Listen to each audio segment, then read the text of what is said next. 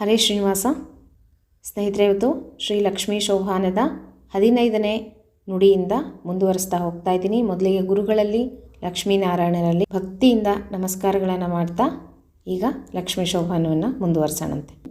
ಶೋಭಾನವೆನ್ನೀರೆ ಸುರರೋಡು ಸೊಬಗನಿಗೆ, ಶೋಭಾನವೆನ್ನಿ ಸುಗುಣನಿಗೆ, ಶೋಭಾನವೆನ್ನೀರೆ ತ್ರಿವಿಕ್ರಮರಾಯಗೆ, ಶೋಭಾನವೆನ್ನಿ ಸುರಪ್ರಿಯಗೆ ಶೋಭಾನೆ.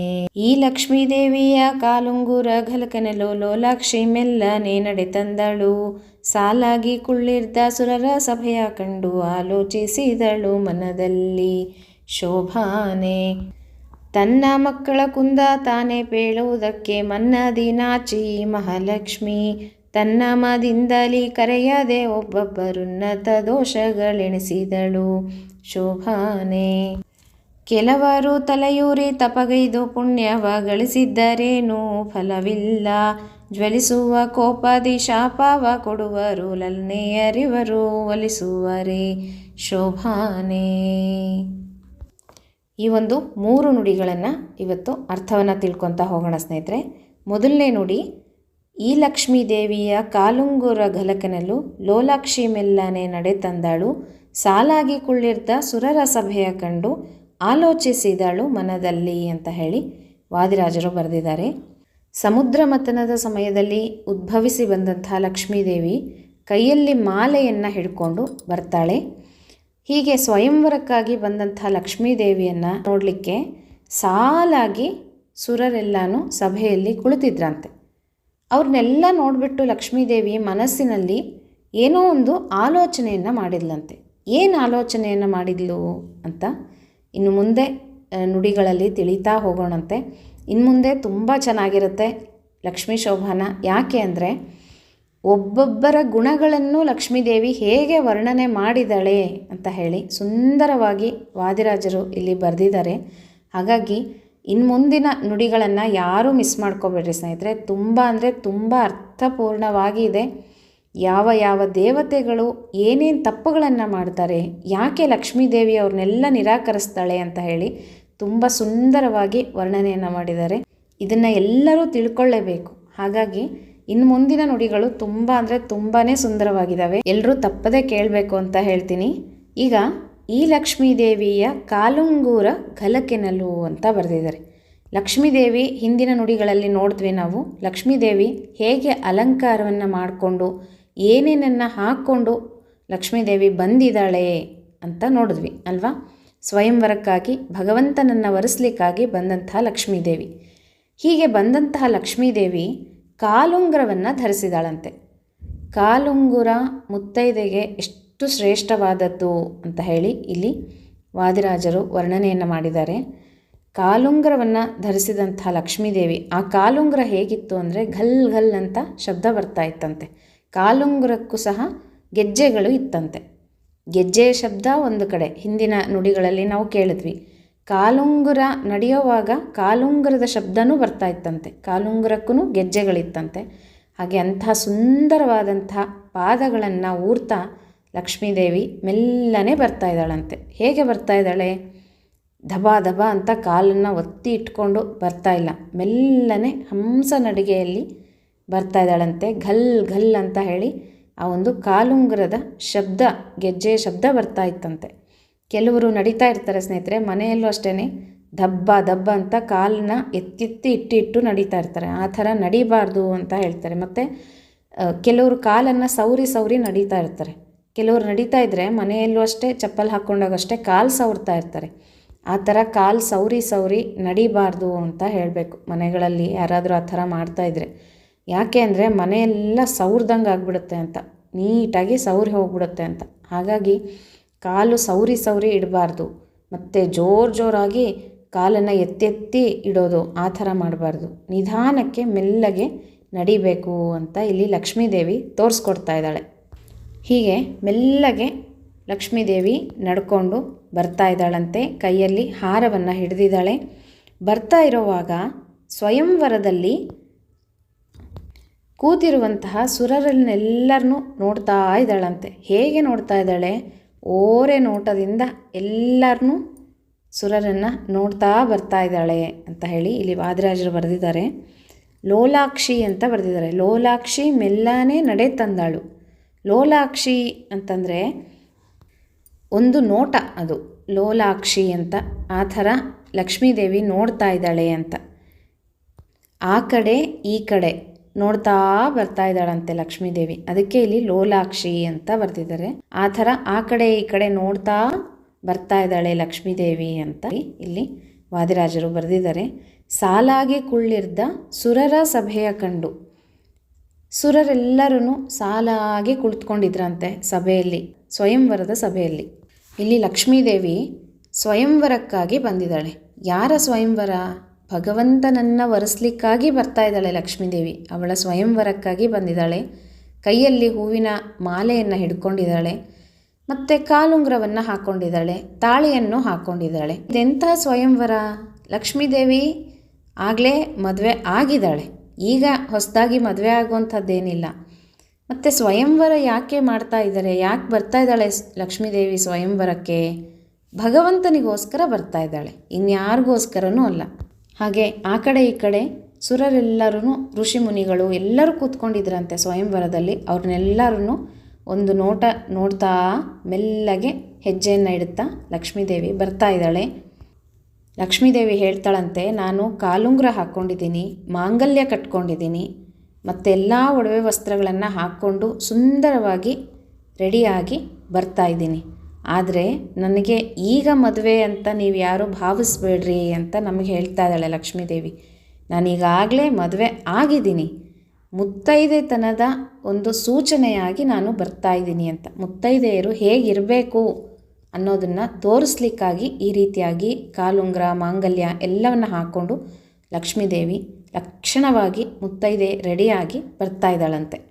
ನಾನು ಭಗವಂತನ ಮಡದಿ ಅಂತ ಹೇಳ್ಕೊಂಡಿದ್ದಾಳಂತೆ ಇಲ್ಲಿ. ನಾನು ಭಗವಂತನ ಮಡದಿ ಈಗಾಗಲೇ ಇದ್ದೀನಿ, ಆದರೆ ಮತ್ತೆ ಭಗವಂತನನ್ನು ನೋಡಲಿಕ್ಕಾಗಿ ಬರ್ತಾ ಇದ್ದೀನಿ ಅಂತ ಹೇಳಿದ್ದಾಳೆ.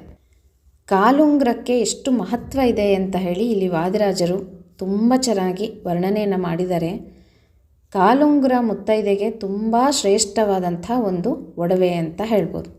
ಇದಕ್ಕೆ ವೈಜ್ಞಾನಿಕವಾದ ಹಿನ್ನೆಲೆಯೂ ಇದೆ.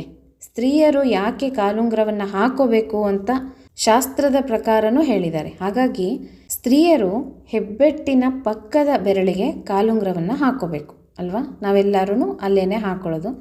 ಸತತವಾಗಿ ಹಾಕಿಕೊಂಡ್ರೆ, ಈ ರೀತಿಯಾಗಿ ಕಾಲುಂಗುರವನ್ನು ಹಾಕ್ಕೊಂಡಿದ್ರೆ ಸ್ತ್ರೀ ಧರ್ಮವನ್ನು ನಮಗೆ ಕಲಿಸುತ್ತಂತೆ ಕಾಲುಂಗುರ. ಮತ್ತು ಕರ್ತವ್ಯವನ್ನು ನೆನಪು ಮಾಡುತ್ತೆ, ನಿಯಮಗಳನ್ನು ಕಲಿಸುತ್ತೆ. ಹಾಗೆಯೇ ಧರ್ಮ ಪಾಲನೆಯ ಬುದ್ಧಿಯನ್ನು ತರುತ್ತಂತೆ ಕಾಲುಂಗುರ.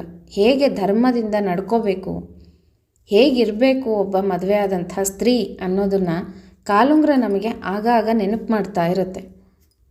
ಇನ್ನು ವೈಜ್ಞಾನಿಕ ಹಿನ್ನೆಲೆಯನ್ನು ನೋಡ್ತಾ ಹೋದರೆ, ಕಾಲುಂಗುರ ದೇಹದಲ್ಲಿರುವಂಥ ಉಷ್ಣತೆಯನ್ನು ತೆಗೆದುಹಾಕುತ್ತಂತೆ. ಕಾಲುಂಗುರ ನೆಲಕ್ಕೆ ತಾಗಿದಾಗ ಅದು ನೆಲದಲ್ಲಿರ್ತಕ್ಕಂಥ ಎನರ್ಜಿಯನ್ನು ಹೀರಿಕೊಂಡು ಆ ಒಂದು ಬೆರಳಿನಿಂದ ಒಂದು ನರ ಗರ್ಭಕೋಶಕ್ಕೆ ಹೋಗಿರುತ್ತಂತೆ. ಆ ಒಂದು ಗರ್ಭಕೋಶವನ್ನು ತಾಗಿಕೊಂಡು ಹೃದಯದ ತನಕ ಒಂದು ನರ ಹೋಗಿರುತ್ತಂತೆ. ಹಾಗಾಗಿ ರಕ್ತ ಸಂಚಾರ ತುಂಬ ಚೆನ್ನಾಗಿ ಗರ್ಭಕೋಶಕ್ಕೆ ಆಗುತ್ತೆ. ಈ ಒಂದು ಕಾಲುಂಗುರವನ್ನು ಆ ಬೆಟ್ಟಿಗೆ ಹಾಕೋದ್ರಿಂದ ಗರ್ಭಕೋಶಕ್ಕೆ ರಕ್ತ ಸಂಚಾರ ತುಂಬ ಚೆನ್ನಾಗಿ ಆಗಿ ಮಕ್ಕಳನ್ನು ಪಡೀಲಿಕ್ಕೆ ಅನುಕೂಲ ಆಗುತ್ತಂತೆ. ಅದಕ್ಕೆ ಸಹಾಯ ಮಾಡುತ್ತಂತೆ ಗರ್ಭಕೋಶ. ಹಾಗೆ ಅಷ್ಟು ಒಂದು ಸೈಂಟಿಫಿಕಲಿ ಒಂದು ರೀಸನ್ನಿಂದ ಈ ಒಂದು ಕಾಲುಂಗುರವನ್ನು ಹಾಕೋದು ಮೊದಲಿನಿಂದನೂ ರೂಢಿಯಲ್ಲಿ ಇದೆ. ಹಾಗಾಗಿ ಎಲ್ಲ ಮುತ್ತೈದೆ ಸ್ತ್ರೀಯರು ತಪ್ಪದೆ ಕಾಲಿಗೆ ಕಾಲುಂಗುರವನ್ನು ಹಾಕೋಬೇಕು. ಅದರಲ್ಲೂ ಮದುವೆ ಆದಾಗಿಂದನೂ ಸುಮಾರು 7 ಜೊತೆ ಕಾಲುಂಗುರವನ್ನು ಬದಲಾಯಿಸಬೇಕು ಅಂತ ಹೇಳ್ತಾರೆ. ಅಂದರೆ ಅದು ಸುಮ್ಮನೆ ತೆಗೆದಿಡೋದಲ್ಲ, ಸವಿಬೇಕು. ಕಾಲುಂಗುರ ಕಾಲಲ್ಲಿ ಸೌದು ಸಣ್ಣ ಆಗಿರುತ್ತೆ. ಕೆಲವೊಬ್ಬರು ನೋಡಿರಬೇಕು ನೀವು, ಹಿರಿಯ ಮುತ್ತೈದೆಯರು ಕಾಲುಗಳಲ್ಲಿ ಸಣ್ಣ ಆಗಿಬಿಟ್ಟಿರುತ್ತೆ ಕಾಲುಂಗುರ. ಆ ಥರ ಸೌದು ಸಣ್ಣ ಆದಮೇಲೆ ಅದನ್ನು ಕೊಟ್ಬಿಟ್ಟು ಮತ್ತೆ ಇನ್ನೊಂದು ಜೊತೆ ಕಾಲುಂಗುರವನ್ನು ತಂದ್ಕೊಳ್ಳೋದು. ಈ ರೀತಿ 7 ಜೊತೆ ಕಾಲುಂಗುರವನ್ನು ಮುತ್ತೈದೆಯರು ಬದಲಾಯಿಸಬೇಕು ಅಂತ ಹೇಳ್ತಾರೆ. ಅಷ್ಟು ಒಂದು ಕಾಲ ಸೌಮಂಗಲ್ಯತ್ವ ಇರಬೇಕು ಅಂತ. ಅದನ್ನು ನಾವು ಭಗವಂತನಲ್ಲಿ ಲಕ್ಷ್ಮೀದೇವಿಯಲ್ಲಿ ಬೇಡಬೇಕು. ಹೀಗೆ ಲಕ್ಷ್ಮೀದೇವಿ ಕಾಲುಂಗುರವನ್ನು ಧರಿಸಿ ಗಲ್ ಅಂತ ನಡ್ಕೊಂಡು ಮೆಲ್ಲಗೆ ಆ ಕಡೆ ಈ ಕಡೆ ಸುರರನ್ನೆಲ್ಲ ನೋಡ್ತಾ ಬರ್ತಾ ಇದ್ದಾಳಂತೆ. ಹೀಗೆ ಬರೋವಾಗ ಅವ್ರನ್ನೆಲ್ಲ ನೋಡ್ತಾ ಇದ್ದಾಳಲ್ಲ, ಸುರರನ್ನು ಮತ್ತು ಋಷಿ ಮುನಿಗಳನ್ನು, ಮನಸ್ಸಿನಲ್ಲಿ ಏನೋ ಒಂದು ಆಲೋಚನೆಯನ್ನು ಮಾಡ್ತಾ ಇದ್ದಾಳಂತೆ. ಏನು ಆಲೋಚನೆಯನ್ನು ಮಾಡ್ತಿರ್ಬೋದು ಮಹಾಲಕ್ಷ್ಮೀ ದೇವಿ?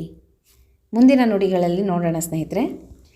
ತನ್ನ ಮಕ್ಕಳ ಕುಂದ ತಾನೇ ಪೇಳುವುದಕ್ಕೆ ಮನ್ನಾದಿನಾಚಿ ಮಹಾಲಕ್ಷ್ಮಿ ತನ್ನಮದಿಂದಲೇ ಕರೆಯದೆ ಒಬ್ಬೊಬ್ಬರ ಉನ್ನತ ದೋಷಗಳನ್ನು ಎಣಿಸಿದಳು ಅಂತ ಬರ್ತಿದ್ದಾರೆ.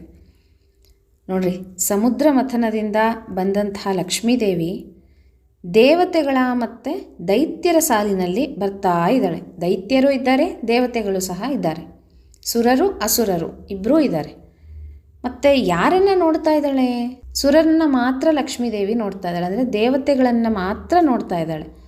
ಯಾರು ಭಗವಂತನಿಗೆ ಕೆಟ್ಟದನ್ನು ಬಯಸ್ತಾರೋ, ಕೆಡುಕನ್ನು ಮಾಡ್ತಾರೋ, ಭಗವಂತನನ್ನು ಕೀಳಾಗಿ ನೋಡ್ತಾರೋ ಅಂಥವರನ್ನು ಲಕ್ಷ್ಮೀದೇವಿ ಓರೆ ನೋಟದಿಂದನೂ ಸಹ ನೋಡೋದಿಲ್ಲ ಅನ್ನುವಂಥ ಸಾಲನ್ನು ನಾವಿಲ್ಲಿ ಅರ್ಥ ಮಾಡ್ಕೋಬೇಕು. ಹಾಗಾಗಿ ಅಸುರರನ್ನು ನೋಡ್ತಾ ಇಲ್ವಂತೆ ಲಕ್ಷ್ಮೀದೇವಿ, ಬರೀ ಸುರರನ್ನಷ್ಟೇ ನೋಡ್ತಾ ಇದ್ದಾಳೆ, ದೇವತೆಗಳನ್ನಷ್ಟೇ ನೋಡ್ತಾ ಬರ್ತಾ ಇದ್ದಾಳಂತೆ. ಆದರೆ ಆ ಸುರರನ್ನು ದೇವತೆಗಳನ್ನು ಏನು ನೋಡ್ತಾ ಇದ್ದಾಳೆ, ಅವರಲ್ಲೂ ಸಹ ಕುಂದುಗಳನ್ನು ಎಣಿಸ್ತಾ ಇದ್ದಾಳಂತೆ. ಅಂದರೆ ಅವರ ತಪ್ಪುಗಳನ್ನು ಮನಸ್ಸಿನಲ್ಲೇ ಆಲೋಚನೆಯನ್ನು ಮಾಡ್ತಾ ಬರ್ತಾ ಇದ್ದಾಳೆ. ಇದೇ ಆಲೋಚನೆನೇ ಹಿಂದಿನ ನುಡಿಯಲ್ಲಿ ನೋಡಿದ್ವಲ್ಲ, ಏನು ಆಲೋಚನೆ ಮಾಡಿರ್ಬೋದು ಲಕ್ಷ್ಮೀದೇವಿ ಅಂತ. ಈ ರೀತಿಯಾಗಿ ಅಸುರರನ್ನು ಬಿಟ್ಬಿಡ್ರಿ, ಅವರು ಅಸುರರಂದಮೇಲೆ ಅಸುರರೇ, ಭಗವಂತನಿಗೆ ಕೆಡಕನ್ನು ಬಯಸುವವರು ಅಸುರರು, ರಾಕ್ಷಸರು.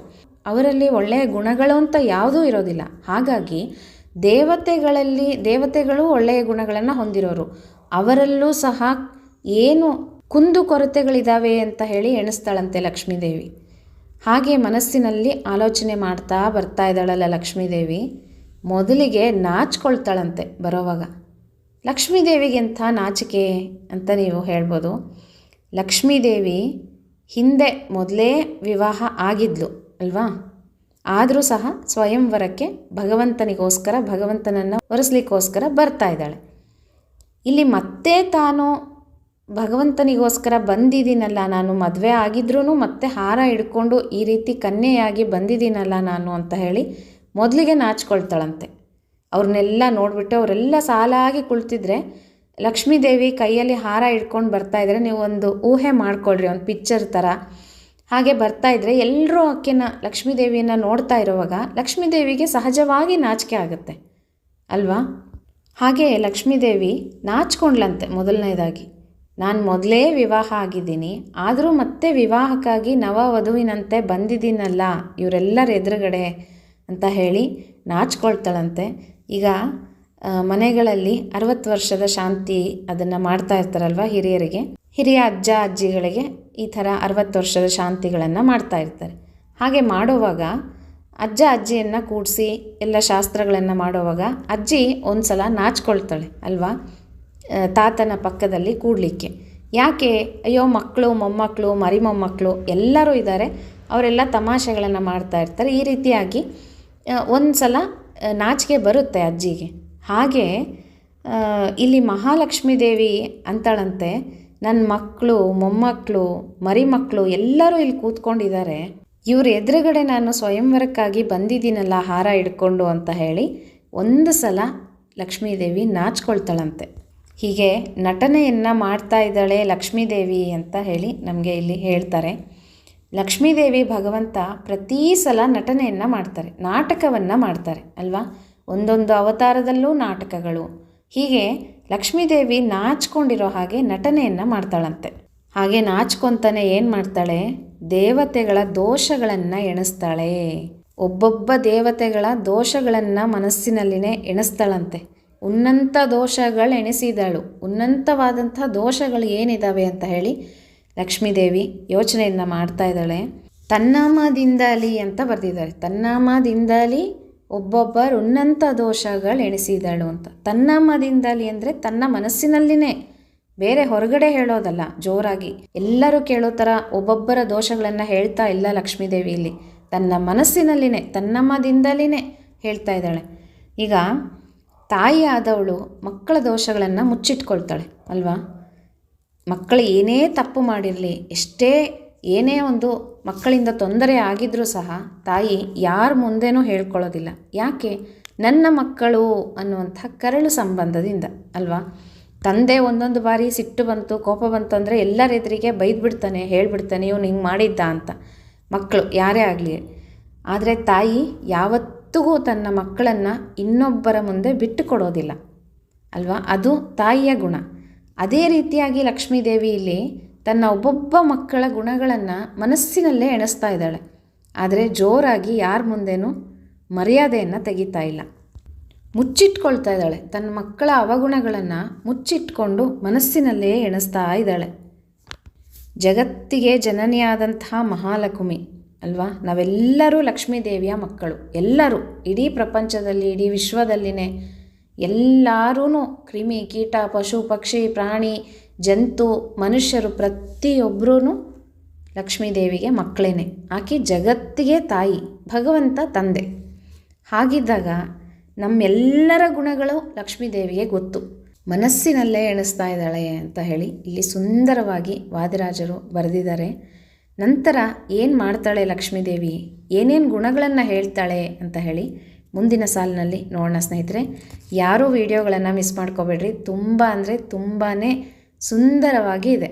ಲಕ್ಷ್ಮೀದೇವಿ ಏನೇನು ಹೇಳ್ತಾಳೆ ಗೊತ್ತಾ, ಒಬ್ಬೊಬ್ಬ ದೇವತೆಗಳ ಬಗ್ಗೆ ಏನೇನಂತ ಎಣಿಸ್ತಾಳೆ ಅಂತ ಹೇಳಿ ನಾವು ನೋಡಲೇಬೇಕು. ಈಗ ಮುಂದಿನ ನುಡಿ. ಕೆಲವರು ತಲೆಯೂರಿ ತಪಗೈದು ಪುಣ್ಯವ ಗಳಿಸಿದ್ದರೇನು ಫಲವಿಲ್ಲ, ಜ್ವಲಿಸುವ ಕೋಪಾದಿ ಶಾಪವ ಕೊಡುವರು, ಲಲನೆಯರಿವರು ಒಲಿಸುವರೇ ಅಂತ ಹೇಳಿದಾಳೆ. ಇಲ್ಲಿ ಲಕ್ಷ್ಮೀದೇವಿ ಹೇಳ್ತಾಳೆ, ವಧುವಾಗಿ ಮಾಲೆಯನ್ನು ಹಿಡಿದು ಸಮುದ್ರ ಮಥನದ ಸಮಯದಲ್ಲಿ ಬಂದಂತಹ ಲಕ್ಷ್ಮೀದೇವಿ ಒಬ್ಬೊಬ್ಬರ ಗುಣಗಳನ್ನು ಎಣಿಸ್ತಾ ಬರ್ತಾ ಇದ್ದಾಳೆ ದೇವತೆಗಳದು. ಅಲ್ಲಿ ಸ್ವಯಂವರದ ಸಭೆ ನಡೀತಾ ಇದೆ. ಊಹೆ ಮಾಡ್ಕೊಳ್ರಿ ನೀವು, ದೇವತೆಗಳು ಋಷಿಗಳು ಎಲ್ಲರೂ ಕುಳಿತಿದ್ದಾರೆ. ಒಬ್ಬೊಬ್ಬರ ದೋಷಗಳನ್ನು ಮನಸ್ಸಿನಲ್ಲಿ ಎಣಿಸ್ಲಿಕ್ಕೆ ಶುರು ಮಾಡಿದಾಳೆ ಲಕ್ಷ್ಮೀದೇವಿ. ತುಂಬ ಮುಖ್ಯವಾದಂಥ ನುಡಿ ಇದು. ಮೊದಲಿಗೆ ಋಷಿ ಮುನಿಗಳನ್ನು ತಗೊಳ್ತಾಳಂತೆ. ಅವರ ದೋಷಗಳನ್ನು ಎಣಿಸ್ಲಿಕ್ಕೆ ಪ್ರಾರಂಭ ಮಾಡ್ತಾಳೆ. ಕೆಲವರು ಅನೇಕ ವರ್ಷಗಳ ಕಾಲ ತಪಸ್ಸನ್ನು ಮಾಡ್ತಾರೆ. ಋಷಿ ಮುನಿಗಳು ತಪಸ್ಸುಗಳನ್ನು ಮಾಡಿ ದೇವತೆಗಳನ್ನು ಒಲಿಸ್ಕೊಂಡು ದೇವತೆಗಳಿಂದ ಆಶೀರ್ವಾದವನ್ನು ತಗೊಂಡು ವರವನ್ನು ಪಡೆದಿರ್ತಾರೆ ಅಲ್ವಾ. ತಲೆಯೂರಿ ಕೆಲವರು ಅಂತ ಬರ್ತಿದ್ದಾರೆ. ಅಂದರೆ ಕೆಲವರು ತಲೆಯೂರಿ ತಪಗೈದು, ಕೆಲವರು ತಲೆ ಕೆಳಗಾಗಿ ನಿಂತು ತಪಸ್ಸನ್ನು ಮಾಡ್ತಾರೆ. ಕೆಲವರು ಬರೀ ಒಣ ಎಲೆಗಳನ್ನು ತಿಂದು ತಪಸ್ಸು ಮಾಡ್ತಾರೆ. ಕೆಲವರು ಬರೀ ಗಾಳಿಯನ್ನು ಕುಡಿದು ತಪಸ್ಸು ಮಾಡ್ತಾರೆ. ಮತ್ತು ಇನ್ನೂ ಕೆಲವರು ಹೆಬ್ಬೆರಳಿನಿಂದ ನಿಂತ್ಕೊಂಡು ತಪಸ್ಸು ಮಾಡ್ತಾರೆ. ಒಂದೇ ಕಾಲಲ್ಲಿ ನಿಂತು ತಪಸ್ಸು ಮಾಡ್ತಾರೆ. ಕೈಗಳನ್ನು ಮೇಲೆತ್ತಿ ಹೀಗೆ ಋಷಿಮುನಿಗಳು ಘೋರವಾದಂಥ ತಪಸ್ಸುಗಳನ್ನು ಮಾಡ್ತಾರೆ. ದೇವರನ್ನು ಒರೆಸ್ಕೊಳ್ಳಿಕ್ಕೆ, ದೇವರನ್ನು ಕಾಣಲಿಕ್ಕೆ, ದೇವರಿಂದ ವರಗಳನ್ನು ಪಡೀಲಿಕ್ಕೆ.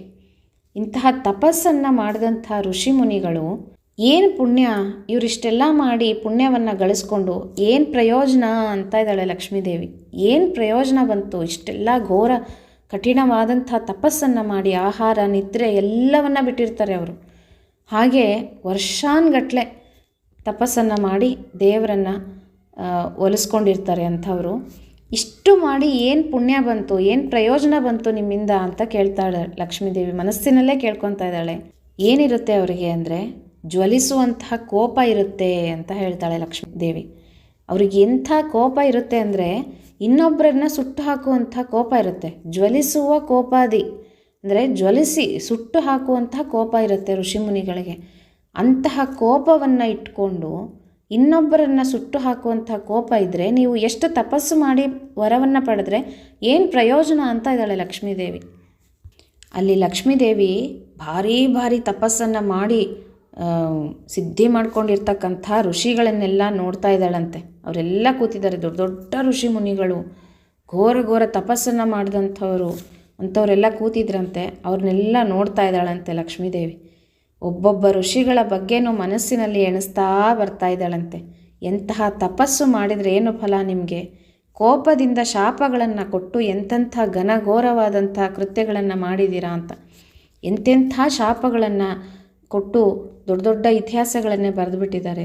ಎಂತೆಂತಹ ಕೋಪಗಳಿಂದ ಏನೇನೆಲ್ಲ ಆಗ್ಬಿಟ್ಟಿದೆ ಅಲ್ವಾ. ಋಷಿ ಪತ್ನಿಯರಿಗೆ ಶಾಪಗಳನ್ನು ಕೊಟ್ಕೊಳ್ಳೋದು, ಅವರ ಒಂದು ಶಾಪದ ಫಲದಿಂದ ಏನೇನೆಲ್ಲ ಆಗಿದೆ ಅಂತ ಹೇಳಿ ಲಕ್ಷ್ಮೀದೇವಿ ಯೋಚನೆಯನ್ನು ಮಾಡ್ತಾ ಇದ್ದಾಳಂತೆ. ಹಾಗೆ ಸ್ತ್ರೀಯರು ಸಹ ಕೆಲವೊಂದು ನದಿಗಳ ಬತ್ತಿ ಹೋಗಿದೆ ಸ್ತ್ರೀಯರ ಶಾಪದಿಂದ. ಅಂದರೆ ಅವರು ಅಷ್ಟು ಸಿದ್ಧಿ ಮಾಡ್ಕೊಂಬಿಟ್ಟಿರ್ತಿದ್ರು ಆಗಿನ ಕಾಲದಲ್ಲಿ, ಒಂದು ಶಾಪದಿಂದ ಏನೆಲ್ಲ ಆಗ್ತಾಯಿತ್ತು ಅಂತ. ಹಾಗೆ ಕೋಪದಿಂದ ಶಾಪವನ್ನು ಕೊಟ್ಬಿಟ್ಟು ಎಂತೆಂಥ ಶಾಪವನ್ನು ಕೊಟ್ಟು ಎಂತೆಂಥ ಘನಘೋರವಾದ ಕೃತ್ಯಗಳನ್ನು ನೀವು ಮಾಡಿದ್ದೀರಾ, ಅಂತಹ ಶಾಪ ಕೊಡುವಂತಹ ನಿಮ್ಮ ಒಂದು ತಪಸ್ಸು ಯಾಕೆ ಬೇಕು ಅಂತಾಳೆ ಲಕ್ಷ್ಮೀದೇವಿ. ಆಗಿನ ಕಾಲದಲ್ಲಿ ಅಂತಹ ಋಷಿಮುನಿಗಳ ಶಾಪಕ್ಕೆ ಒಂದು ತೂಕ ಇರ್ತಾಯಿತ್ತು, ಅಂದರೆ ಅದು ಕೆಲಸ ಮಾಡ್ತಾಯಿತ್ತು ಅಂತಹ ಶಾಪಗಳು. ಈಗ ಮನುಷ್ಯರು ಸಹ ಶಾಪಗಳನ್ನು ಕೊಡ್ತಾ ಇರ್ತಾರೆ ಅಲ್ವಾ. ಶಾಪ ಅಂತಂದರೆ ಏನು ಅಂದರೆ ಒಬ್ಬರಿಗೆ ಕೆಟ್ಟದಾಗಲಿ ಅನ್ನುವಂಥದ್ದು ಅಷ್ಟೇ, ಬಯಸೋದು. ಒಬ್ಬರಿಗೆ ಕೆಟ್ಟದಾಗಬೇಕು ಅಂತ ಬಯಸೋದೇ ಶಾಪ, ಒಬ್ಬರಿಗೆ ತೊಂದರೆ ಉಂಟಾಗಲಿ ಅಂತ ಹೇಳ್ತಕ್ಕಂಥದ್ದು ಶಾಪ. ಈಗ ಕೊಡ್ತಕ್ಕಂಥ ಶಾಪ ಯಾಕೆ ಫಲಿಸೋದಿಲ್ಲ ಈ ಕಾಲದಲ್ಲಿ, ಈ ಯುಗದಲ್ಲಿ ಅಂತಂದರೆ ಮನುಷ್ಯರಲ್ಲಿ ಅಂಥ ತಪಸ್ಸಿಲ್ಲ. ಮುಖ್ಯವಾಗಿ ಸುಮ್ಮನೆ ಅದಾಗ್ಬಿಡಲಿ ಇದಾಗ್ಬಿಡಲಿ, ನಿಮಗೆ ಹಾಗಾಗ್ಬಿಡಲಿ ಹೀಗಾಗ್ಬಿಡಲಿ, ನೀವು ನಾಶ ಆಗೋಗ್ರಿ, ನೀವು ಏನೇನೋ ಹೇಳ್ತಾ ಇರ್ತಾರೆ ಕೆಲವ್ರ ಮನೆಗಳಲ್ಲಿ ಅಲ್ವಾ. ತಾಯಿಯಂದರು ಮಕ್ಕಳಿಗೆ ಹೇಳೋದು, ಬಂಧು ಬಳಗದಲ್ಲಿ ಶಾಪಗಳನ್ನು ಕೊಟ್ಕೊಳ್ಳೋದು, ಅದರಿಂದ ಏನೂ ಆಗೋದಿಲ್ಲ. ತಾಯಿಯಂದರು ಮಕ್ಕಳಿಗೆ ಯಾವತ್ತೂ ಶಾಪ ಹಾಕಬಾರ್ದು. ಹಿಂದೆ ಒಂದು ಸಲ ನಾನು ಹೇಳಿದ್ದೆ, ಕೆಲವ್ರ ಮನೆಗಳಲ್ಲಿ ಜಗಳ ಆಡ್ತಾ ಆಡ್ತಾ ಆ ರೀತಿ ಆಗಿಬಿಡುತ್ತೆ ಪಾಪ. ಹಾಕಬಾರ್ದು. ತಾಯಿ ಮಾತ್ರ ಯಾವತ್ತೂ ಮಕ್ಕಳಿಗೆ ಕೆಟ್ಟದನ್ನು ಬಯಸಬಾರ್ದು. ಹಾಗೆ ಶಾಪಗಳನ್ನು ಇನ್ನೊಬ್ಬರು ಮತ್ತೊಬ್ಬರಿಗೆ ಅಕ್ಕಪಕ್ಕದ ಮನೆಯಲ್ಲಿ ಜಗಳ ಆಡ್ತಿರುವಾಗ ಏನೋ ಒಂದು ಆಗ್ತಾ ಇರುತ್ತೆ ಅಲ್ವಾ. ಹಾಗೆ ಶಾಪಗಳು ಯಾಕೆ ಫಲಿಸೋದಿಲ್ಲ ಅಂದರೆ ಮನುಷ್ಯರಲ್ಲಿ ಈಗ ತಪಸ್ಸಿಲ್ಲ, ಅಂತಹ ನಿಗ್ರಹ ಶಕ್ತಿ ಇಲ್ಲ. ಸುಮ್ಮನೆ ಅದಾಗ್ಬಿಡಲಿ ಇದಾಗ್ಬಿಡಲಿ ಅಂತಂದರೆ ಏನೂ ಆಗೋದಿಲ್ಲ. ಅದರಲ್ಲಿ ಶಾಪವನ್ನು ತಗೊಳ್ಳೋರ್ಗೆ ಏನಾದರೂ ದೈವ ಬಲ ಇತ್ತು, ಭಗವಂತ ಅವರ ಜೊತೆಗಿದ್ದ ಅಂತಂದರೆ ಏನು ಅಂದರೆ ಏನೇನೂ ಆಗೋದಿಲ್ಲ. ವಾಪಸ್ ಅವ್ರಿಗೇನೆ ಅದೆಲ್ಲನೂ ಏನು ಹೇಳಿರ್ತಾರಲ್ವ ಅದು ಅವ್ರಿಗೆ ಆಗುತ್ತೆ. ಹಾಗಾಗಿ ಯಾರಿಗೂ ಏನೂ ಹೇಳಲಿಕ್ಕೆ ಹೋಗಬಾರ್ದು. ಈ ಒಂದು ಕಲಿಗಾಲದಲ್ಲಿ ಒಬ್ಬರಿಗೆ ನಾವು ಕೆಟ್ಟದನ್ನು ಬಯಸಿದರೆ ಅದು ನಮಗೇ ಆಗೋದು. ಹಾಗಾಗಿ ನಾವು ಒಬ್ಬರಿಗೆ ಒಳಿತು ಮಾಡದೇ ಇದ್ದರೂ ಪರವಾಗಿಲ್ಲ, ಸುಮ್ಮನೆ ಇದ್ಬಿಡ್ಬೇಕೇ ಹೊರತು ಇಂಥದ್ದಾಗಲಿ ಅವ್ರಿಗೆ ಅಂಥದ್ದಾಗಲಿ, ಅವ್ರು ಹಾಗಾದ್ರು ಹಿಂಗಾದ್ರು, ಅವ್ರು ಚೆನ್ನಾಗಾದ್ರು, ಅವ್ರು ನಾಶ ಆಗಬೇಕು, ಅವ್ರಿಗೆ ಕೆಡಕಾಗಬೇಕು, ಅವ್ರಿಗೆ ಮದುವೆ ಆಗಬಾರ್ದು, ಮಕ್ಕಳಾಗಬಾರ್ದು, ಈ ಥರ ಎಲ್ಲ ಯೋಚನೆ ಮಾಡ್ತಾಯಿದ್ರೆ ಅದೆಲ್ಲನೂ ನಮ್ಮ ಮನೆಯಲ್ಲೇ ಆಗ್ತಾ ಇರುತ್ತೆ. ಹಾಗಾಗ್ಬಿಡುತ್ತೆ ಪರಿಸ್ಥಿತಿ. ಅದಕ್ಕೋಸ್ಕರ ಅವ್ರಿಗೇನು ದೈವ ಬಲ ಇದೆಯೋ, ಅವ್ರು ಏನು ಪೂಜೆ ಪುನಸ್ಕಾರಗಳನ್ನು ಮಾಡ್ತಾ ಇರ್ತಾರೋ, ಅವ್ರಿಗೆಷ್ಟು ದೇವರು ಸಾಥ್ ಕೊಡ್ತಾ ಇರ್ತಾರೋ, ಹಾಗಾಗಿ ಅವ್ರಿಗೆ ಅಂಥವ್ರಿಗೆ ಯಾರಿಗೂ ಏನೂ ಅನ್ಲಿಕ್ಕೆ ಹೋಗಬಾರ್ದು. ನಮ್ದು ಎಷ್ಟೋ ಅಷ್ಟರಲ್ಲಿ ನಾವು ಇರಬೇಕು ಅಲ್ವಾ. ಈ ರೀತಿ ಶಾಪಗಳು ಕೆಲವೊಂದು ಸಲ ಫಲಿಸೋದಿಲ್ಲ. ಮತ್ತು ಜ್ಞಾನಿಗಳು, ತಪಸ್ವಿಗಳು, ಗುರುಗಳು ಅಂಥವರಿಂದ ಯಾವತ್ತೂ ನಾವು ಶಾಪವನ್ನು ತಗೋಬಾರ್ದು. ಆದಷ್ಟು ಹಿರಿಯರಿಂದ ಮನೆಗಳಲ್ಲಿ ಕಿರಿಯವ್ರಿಗೂ ಸಹ ಯಾವುದೇ ರೀತಿಯ ಶಾಪಗಳನ್ನು ಹಾಕಲಿಕ್ಕೆ ಹೋಗಬೇಡ್ರಿ. ಚೆನ್ನಾಗಿರಲಿ ಅಂತ ಆಶೀರ್ವಾದ ಮಾಡಬೇಕೇ ವಿನಃ ಶಾಪಗಳನ್ನು ಯಾವತ್ತೂ ಹಾಕಬಾರ್ದು, ಅವರೇನೇ ಕೆಟ್ಟದ್ದು ಮಾಡಿರಲಿ. ಆಯಿತಾ. ಈ ರೀತಿ ಶಾಪಗಳು ಫಲಿಸೋದಿಲ್ಲ. ಯಾಕೆ ಅಂದರೆ ಅಂತಹ ಒಂದು ತಪಸ್ಸಿನ ಫಲ ಈಗ ಯಾರಲ್ಲೂ ಇಲ್ಲ. ಅದಕ್ಕೋಸ್ಕರ ಇಂತಹ ಒಂದು ಘೋರ ತಪಸ್ಸನ್ನು ಮಾಡಿ ನೀವು ಪಡೆದಂಥ ವರದಿಂದ ಶಾಪವನ್ನು ಕೊಟ್ಟು ನೀವು ಹಾಳು ಮಾಡ್ಕೊತಾ ಇದ್ದೀರಾ ಆ ತಪಸ್ಸನ್ನು. ಇಂಥ ವರ ನನಗೆ ಬೇಡ ಅಂತಾಳಂತೆ ಲಕ್ಷ್ಮೀದೇವಿ. ಇಂಥ ವರನ ನಾನು ಒಲ್ಲೆ ಅಂತ ಹೇಳ್ತಾಳೆ. ಹಾಗಾಗಿ ನಾನು ನಾರಾಯಣನನ್ನು ವರಿಸ್ತಾ ಇರೋದು ಅಂತ ಹೇಳ್ತಾಳಂತೆ. ನನಗೆ ನಾರಾಯಣನೇ ಬೇಕು, ನಾರಾಯಣಗೆ ಕೋಪನೇ ಇಲ್ಲ ಅಂತ ಹೇಳ್ತಾಳೆ ಲಕ್ಷ್ಮೀದೇವಿ. ಯಾಕೆ ಕೋಪ ಇಲ್ಲ? ಶ್ರೀನಿವಾಸ ಕಲ್ಯಾಣದಲ್ಲಿ ನಾವು ಕೇಳ್ತೀವಲ್ವ ಸ್ನೇಹಿತರೆ, ಭೃಗು ಋಷಿಗಳು ಕೋಪದಿಂದ ಶ್ರೀನಿವಾಸನ ಎದೆಗೆ ಒದಿತಾರೆ. ಆದರೆ ಶ್ರೀನಿವಾಸ ಏನು ಮಾಡ್ತಾನೆ? ಭೃಗು ಋಷಿಗಳ ಪಾದವನ್ನು ತೊಳಿತಾನೆ. ಅಂಥವ್ರಿಗೆ ನಾನು ಮನಸ್ಸನ್ನು ಕೊಡ್ತೀನಿ ಅಂತಾಳಂತೆ ಲಕ್ಷ್ಮೀದೇವಿ. ಈಗ ಹೇಳಬೇಕು ಅಂದರೆ ಮನೆಯಲ್ಲಿ ಎಷ್ಟೋ ತಂದು ತಂದು ತಂದು ಸುರಿತಾ ಇರ್ತಾರೆ ಕೆಲವರು. ಮುತ್ತು, ರತ್ನ, ಚಿನ್ನ, ವಜ್ರ, ವೈಡೂರ್ಯ, ಹೀಗೆ ಎಂಥದ್ದಕ್ಕೂ ಮನೆಯಲ್ಲಿ ಕೊರತೆ ಇರೋಲ್ಲ. ಅಷ್ಟು ಶ್ರೀಮಂತಿಕೆ ಬೇಕಾದ್ದಿರುತ್ತೆ.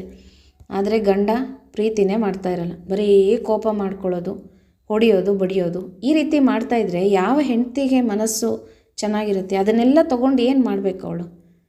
ಒಂದು ಒಳ್ಳೆಯ ಪ್ರೀತಿಯ ಮಾತು ಗಂಡನಿಂದ ಅಲ್ವಾ, ಪ್ರೀತಿಯನ್ನು ಬಯಸ್ತಾಳೆ ಗಂಡನಿಂದ. ಅಂತಹ ಪ್ರೀತಿ ಇಲ್ಲದೇ ನೀವು ಎಷ್ಟು ತಂದು ತಲೆ ಮೇಲೆ ಸುರಿದ್ರೂ ಅದು ಯಾವ ಹೆಣ್ಣಿಗೂ ಬೇಡ ಅಲ್ವಾ. ಅಂಥ ಸೂಚನೆಯನ್ನೇ ಇಲ್ಲಿ ಲಕ್ಷ್ಮೀದೇವಿ ಕೊಡ್ತಾ ಇದ್ದಾಳೆ. ಎಷ್ಟು ಮಾಡಿ ಏನು ಮಾಡಿದರೆ ನೀವೇನು ಪ್ರಯೋಜನ ಅಂತ ಕೇಳ್ತಾಳೆ ಋಷಿಮುನಿಗಳಿಗೆ. ನನ್ನ ಗಂಡ ನೋಡ್ರಿ ಒಂದು ಸ್ವಲ್ಪನೂ ಕೋಪ ಇಲ್ಲ ನನ್ನ ಗಂಡನಿಗೆ, ಅದಕ್ಕೆ ನಾನು ಅವನಿಗೆ ಮನಸ್ಸನ್ನು ಕೊಟ್ಟಿದ್ದೀನಿ ಅಂತ ಹೇಳಿ ಇಲ್ಲಿ ಹೇಳ್ತಾಳೆ. ಸುಂದರವಾಗಿದೆ ಅಲ್ವಾ ಸ್ನೇಹಿತರೆ? ಎಲ್ಲ ಹೆಣ್ಣು ಇದನ್ನೇ ಬಯಸೋದು ಅಲ್ವಾ? ಗಂಡನ ಪ್ರೀತಿ, ಗಂಡನಿಗೆ ಕೋಪ ಬರಬಾರ್ದು, ಏನೇ ಮಾಡಲಿ ಹೆಂಡತಿ ಗಂಡ ಕೋಪ ಮಾಡ್ಕೋಬಾರ್ದು, ಇದನ್ನು ಎಲ್ಲ ಸ್ತ್ರೀಯರು ಬಯಸ್ತಾರೆ. ಹಾಗಾಗಿ ಇಲ್ಲಿ ಮಹಾಲಕ್ಷ್ಮೀ ದೇವಿ ಋಷಿಮುನಿಗಳ ಒಂದು ಅವಗುಣಗಳನ್ನು ಎಣಿಸ್ತಾ ಇದ್ದಾಳೆ. ನೀವು ಎಷ್ಟು ತಪಸ್ಸು ಮಾಡಿದರೆ ಏನು ಫಲ, ಅಲ್ಲಿಂದ ಏನು ನೀವು ಪುಣ್ಯ ಪಡ್ಕೊಂಡಿರೋ ಅದೆಲ್ಲ ವ್ಯರ್ಥ ಅಂತ ಹೇಳ್ತಾಳಂತೆ ಲಕ್ಷ್ಮೀದೇವಿ.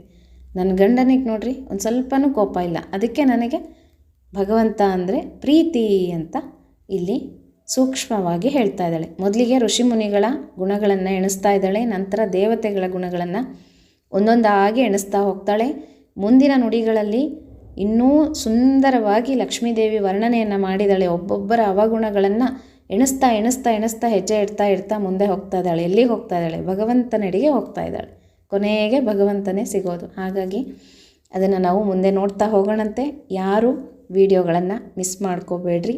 ನೋಡೋದಕ್ಕಾಗಿಲ್ಲ ಅಂದರೆ ಮಿಕ್ಕ ಫ್ರೀ ಟೈಮಲ್ಲಾದರೂ ನೋಡಿ, ಕೇಳಿ, ತಿಳ್ಕೊಂಡು ಮತ್ತು ಲಕ್ಷ್ಮೀ ಶೋಭಾನವನ್ನು ಪಾರಾಯಣ ಮಾಡಿರಿ ಅಂತ ಹೇಳ್ತಾ, ನಿಮಗೂ ಎಲ್ಲರಿಗೂ ಶುಭ ಆಗಲಿ. ನಿಮ್ಮ ಮನೆಗಳಲ್ಲಿ ಕಲ್ಯಾಣ ಕಾರ್ಯಗಳಾಗಲಿ, ನೀವು ಅಂದ್ಕೊಂಡಿರ್ತಕ್ಕಂಥ ಕೆಲಸಗಳು ನೆರವೇರಲಿ. ನನಗೂ ಸಹ ಇದನ್ನು ಹೇಳೋದ್ರಿಂದ ಒಳ್ಳೆಯದಾಗಲಿ ಅಂತ ಹೇಳ್ತಾ ಮತ್ತೆ ಮುಂದಿನ ವಿಡಿಯೋ ಒಟ್ಟಿಗೆ ಸಿಗ್ತೀನಿ ಸ್ನೇಹಿತರೆ. ಹರೇ ಶ್ರೀನಿವಾಸ.